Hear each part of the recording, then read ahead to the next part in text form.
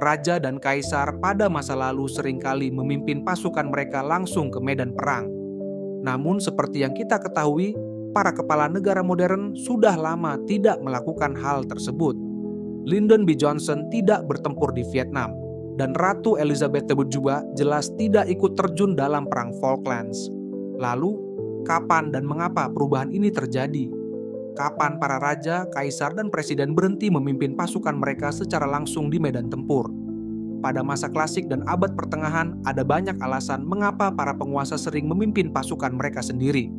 Salah satunya adalah adanya ekspektasi bahwa seorang raja harus juga menjadi jenderal yang hebat. Seorang penguasa diharapkan meraih kemenangan besar demi kejayaan namanya sendiri. Namun, alasan utama sebenarnya jauh lebih sederhana. Bagi sebagian besar penguasa pada masa itu, kekuasaan mereka bersumber langsung dari militer. Memberikan kendali penuh atas pasukan kepada orang lain yang seringkali merupakan bangsawan tinggi atau bahkan kerabat dekat, merupakan langkah yang sangat berisiko. Meski para raja dan kaisar memimpin pasukan, mereka jarang berada di garis depan. Biasanya mereka berdiri di atas bukit dengan pandangan yang luas, mengamati jalannya pertempuran, dan memberi perintah. Namun, strategi ini tetap tidak bebas risiko. Walaupun jarang terjadi, beberapa raja pernah tertangkap atau bahkan tewas di medan perang. Lalu, kapan semua ini berubah dan mengapa? Banyak orang beranggapan bahwa para raja berhenti memimpin pasukan setelah ditemukannya senjata api. Alasannya, berdiri di bukit dan mengamati pertempuran menjadi semakin berbahaya. Namun, ini bukan penyebab utamanya. Pada awal kemunculan senjata api, jangkauan efektif senapan masih sangat pendek, sehingga para pemimpin tetap relatif aman. Meski demikian, ketika senjata api menjadi semakin akurat, hal itu memang mengurangi kemungkinan para penguasa kembali ke medan perang. Faktanya, penurunan peran raja sebagai pemimpin langsung pasukan mulai terlihat pada abad ke-18. Pada pertengahan abad ke-19, praktik ini hampir sepenuhnya menghilang. Sebagai contoh, Raja Inggris terakhir yang memimpin pasukan dalam pertempuran adalah George II pada tahun 1743 dalam pertempuran Dettingen. Setelah itu, sebagian besar penguasa, dengan pengecualian seperti Napoleon Bonaparte, hampir tidak lagi memimpin pasukan secara langsung dan lebih berperan sebagai simbol atau figur politik. Tentu saja selalu ada pengecualian.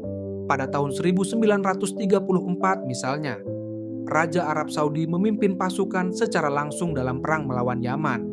Lalu, apa alasan utama perubahan ini? Salah satu faktor terpenting adalah profesionalisasi militer, sebuah proses panjang yang berkembang setelah Perang 30 tahun. Militer mulai membentuk kor perwira penuh waktu, yang idealnya dipromosikan berdasarkan kemampuan dan pengalaman. Pada titik ini, raja, presiden, atau kaisar tidak selalu menjadi pemimpin militer terbaik, kecuali mereka memang memiliki latar belakang militer sebelum naik ke tampuk kekuasaan. Selain itu, peran para pemimpin dan lanskap politik tempat mereka beroperasi menjadi jauh lebih stabil. Ketika George III memberikan pasukan besar kepada Duke of Wellington, hal itu tidak mengancam kekuasaannya.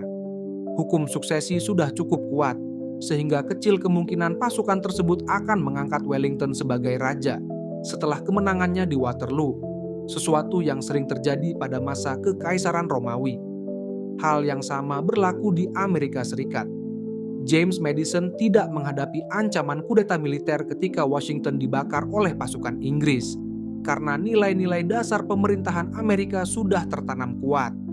Seiring berjalannya waktu, perang juga menjadi jauh lebih besar dan lebih kompleks. Tidak lagi hanya satu pasukan yang dipimpin langsung oleh seorang penguasa melintasi satu wilayah. Perang modern membutuhkan staf umum dan perwira profesional yang telah menghabiskan hidup mereka dalam dunia militer dan mampu memahami kompleksitas peperangan dengan cara yang tidak bisa dilakukan oleh seorang pemimpin politik semata. Selain itu, budaya pun berubah. Masyarakat tidak lagi menuntut seorang raja atau pemimpin negara untuk menjadi pejuang hebat di medan perang. Yang dibutuhkan adalah kemampuan mengelola politik dalam negeri, diplomasi, dan pemerintahan secara efektif. Inilah alasan-alasan utama: profesionalisasi militer, skala dan kompleksitas perang yang semakin besar, stabilitas konstitusi modern, serta perubahan budaya, yang akhirnya mengakhiri peran raja sebagai pejuang di medan perang.